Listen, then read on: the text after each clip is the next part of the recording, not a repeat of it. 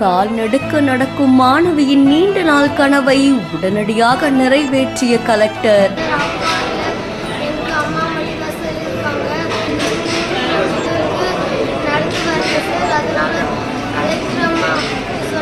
தந்தையை இழந்த மகளுக்கு இப்படி ஒரு அழகான பரிசா?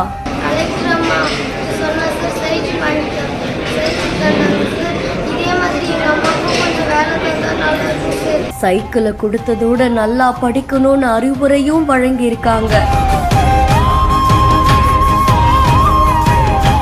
சிறகடிச்சு பறந்தது போல அந்த மாணவி சைக்கிளை ஓட்டிட்டு போனது பலரையும் நெகிழ்ச்சியில ஆழ்த்தியிருக்கு.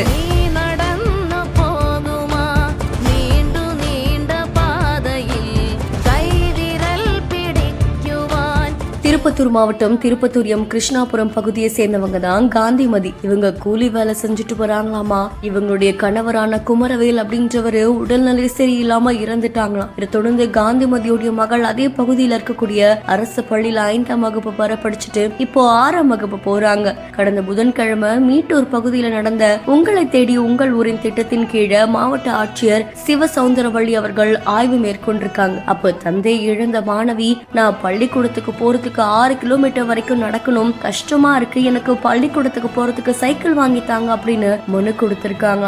மனுவை வாங்கிக்கிட்ட மாவட்ட ஆட்சியர் உடனடியா பொது நிதியில இருந்து மக்கள் குறைதீர் கூட்டத்துல அரசு பள்ளி மாணவி அழைச்சு அவங்களுடைய அம்மாவையும் அழைச்சு அந்த மாணவிக்கு சைக்கிளை வழங்கியிருக்காங்க. இந்த காட்சிகள் சமூக வலைத்தளங்கள்ல நிகழ்ச்சியை ஏற்படுத்தி இருக்கு. இந்த செய்தி தொடர்பான உங்களுடைய கருத்துக்களை கமெண்ட்ல சொல்லுங்க. மேலும் செய்திகளுக்கு பிஹேண்ட் ஃபாலோ பண்ணிக்கோங்க.